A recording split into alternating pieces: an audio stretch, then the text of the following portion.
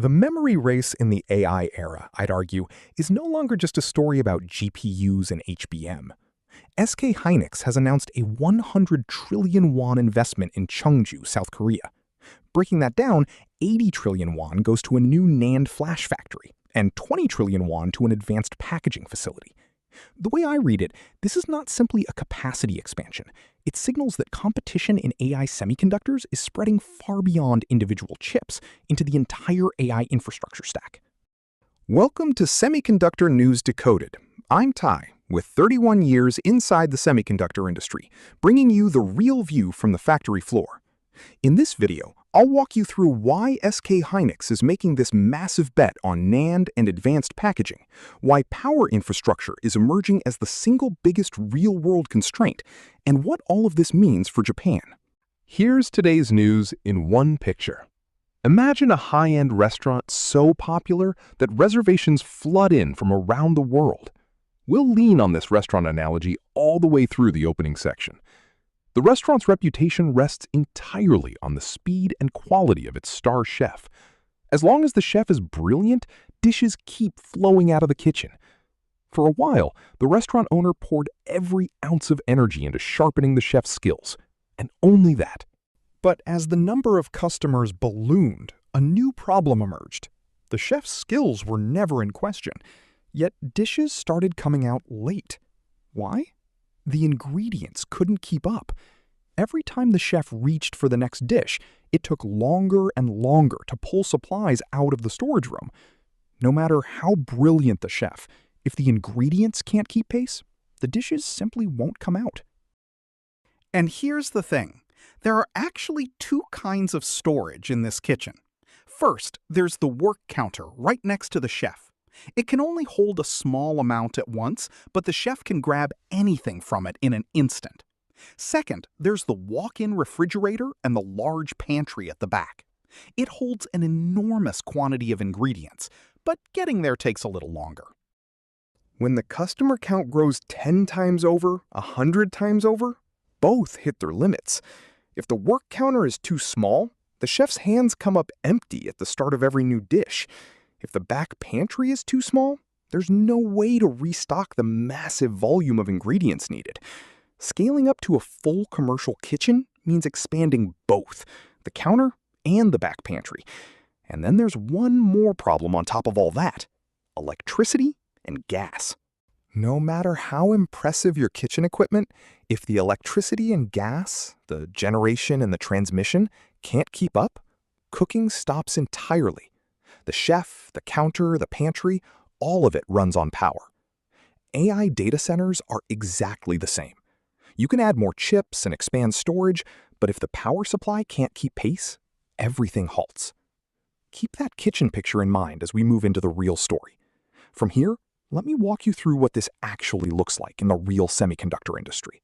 SK Hynix has announced a total investment of 100 trillion South Korean won, roughly 10 trillion Japanese yen, or approximately $70 billion in Cheongju, South Korea. 80 trillion won goes to a new NAND flash factory designated M17, 20 trillion won to an advanced packaging facility called P&T7. This plan was unveiled at a regional event attended by South Korean President Lee Jae-myung as part of the Cheongju Advanced Industry Vision. Modern 17 is slated to break ground in 2027, with production targeted for the first half of 2029. Cheongju is already home to SK Hynix's existing NAND flash operations, which means the existing infrastructure positions the site for a fast ramp-up. An 80 trillion won commitment to NAND is a substantial number. To me, it signals that SK Hynix expects AI-driven storage demand to remain robust well into the 2030s. PT7 is scheduled for completion by the end of 2027. It will serve as the advanced packaging hub for next-generation AI memory, functioning specifically as the back-end processing center for AI memory, including HBM. SK Hynix's push to strengthen advanced packaging reflects its intent to expand HBM supply capacity in step with AI server demand. This announcement does not stand alone. Samsung has also committed roughly 140 trillion won in the same Cheongju region, bringing the total regional investment plan to approximately 392 trillion won. Crucially, this was announced at an event where the South Korean government itself was present. I see this as part of a national project, one designed to industrialize the entire region around AI semiconductors, advanced packaging, and AI data centers. Here, I want to clarify an important distinction. PNT7 and TSMC's CoWoS are not the same thing. What SK Hynix is strengthening is the memory side backend process, thinning DRAM dies, stacking them vertically using fine-through silicon vias known as TSVs, and assembling them into completed HBM stacks. By contrast, CoWoS, where NVIDIA's GPU and HBM are ultimately integrated into a single package, is primarily handled by TSMC. These are distinct roles in the supply chain. This distinction matters. SK Hynix is the one building the HBM stacks that sit beside the GPU. If this step becomes a bottleneck, an AI server cannot be completed even when the GPU is available. The shortage of AI semiconductors is not simply a matter of not enough GPUs. It has grown into a supply chain challenge spanning HBM stacks, testing, and advanced packaging all at once. PT7 is an expansion of capacity specifically at the HBM stack process within that broader chain. Now, let's look at M17 and the 80 trillion won NAND bet. When people think of AI-era memory, HBM grabs all the attention. But AI data centers don't run on computation alone. Training data, inference logs, RAG pipelines, vector databases, model checkpoints, image and video data, the sheer volume of data that must be stored, read, and written is staggering. HBM is fast but expensive and limited in capacity. Beyond HBM, AI data centers need high-capacity, high-speed enterprise SSDs.